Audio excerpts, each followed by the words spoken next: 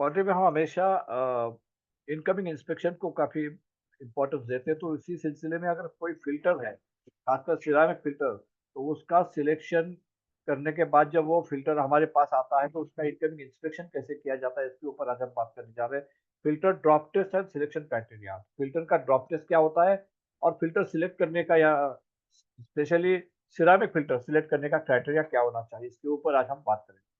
So though there you use filter for filtration of metal, quality of filter is also important. तो quality of filter is important. कई बार अगर filter टूट जाता है, break हो जाता है, तो वो जो टूटा हुआ filter के जो टुकड़े हैं वो अंदर निकल जाते हैं मेटल के साथ में, तो वो काफी सारा नुकसान आपको पहुंचाता है। तो इसीलिए फिल्टर की quality is very very important, तो उसके ऊपर आपको ध्यान देना चाहिए। आज filter is not sturdy of quality is not good, then it may have broken and cracked during the metal flow। वो जो वाइट कलर के जो टुकड़े हैं, जो पीसेस है, वो मेटल के अंदर कास्टिंग के अंदर चले जाते हैं और बाद में हमें इंक्लूजन की तरह दिखाई देते हैं, या फिर मशीन के समय वो as a non metallic inclusion की तरह दिखाई देते हैं।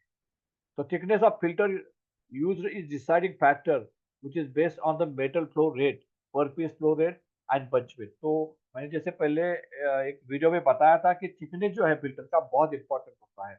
आपका फिल्टर का थिकनेस का जो क्राइटेरिया है, वो जो सिलेक्शन है, वो बेसिकली पर केजी आप क्या रेट से पोरिंग करना चाहते हैं, पोरिंग टाइम आप क्या रखना चाहते हो, और आपका बंच वेट क्या है, इन दोनों चीजों के ऊपर डिपेंड करता है। Number of holes also decided based on the metal flow uh, required and the metal grade। तो नंबर ऑफ होल्स भी बहुत इंपॉर्टेंट है। नंबर ऑफ होल्स जैसे मैंने कहा कि अगर कम हो जाते हैं तो नंबर ऑफ मतलब होल का डायमीटर कम हो जाता है, नंबर ऑफ होल बढ़ जाते हैं। डायमीटर बढ़ जाता है तो नंबर ऑफ होल कम हो जाते हैं। तो वो डिपेंड करता है कि आपका मेटल फ्लो क्या रहेगा, आपका मटेरियल ग्रेड क्या रहेगा, इसके ऊपर। Drop test is normally use for filter inspection. Filter inspection के लिए हम ड्रॉप टेस्ट का इस्तेमाल करते हैं फाउंड्री स्टेज। तो वहां पर क्या होता है, फिल्टर को 4 या 5 फीट डिस्टेंस से नीचे डाल दिया जाता है और उम्मीद करते हैं कि वो 4 या 5 फीट के ऊपर से गिराने के बाद वो फिल्टर नहीं टूटना चाहिए।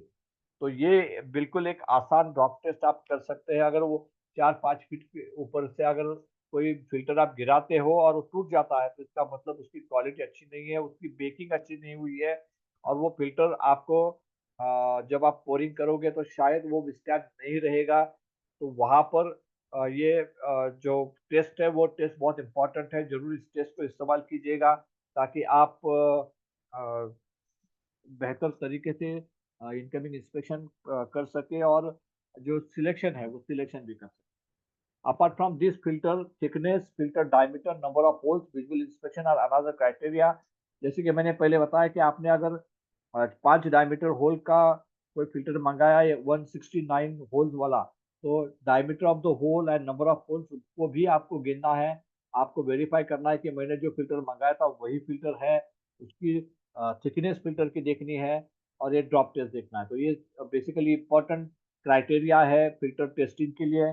उम्मीद है कि ये क्राइटेरिया आप ज़रूर अपने फाउंड्री में फॉलो करोगे इनकमिंग इंस्पेक्शन के समय, और फ़िल्टर का इंस्पेक्शन करोगे और अच्छा वाला फ़िल्टर ही आप सिलेक्ट करोगे। इस उम्मीद के साथ मैं इस वीडियो को खत्म करता हूँ। आपका बहुत-बहुत शुक्रिया। Thank you.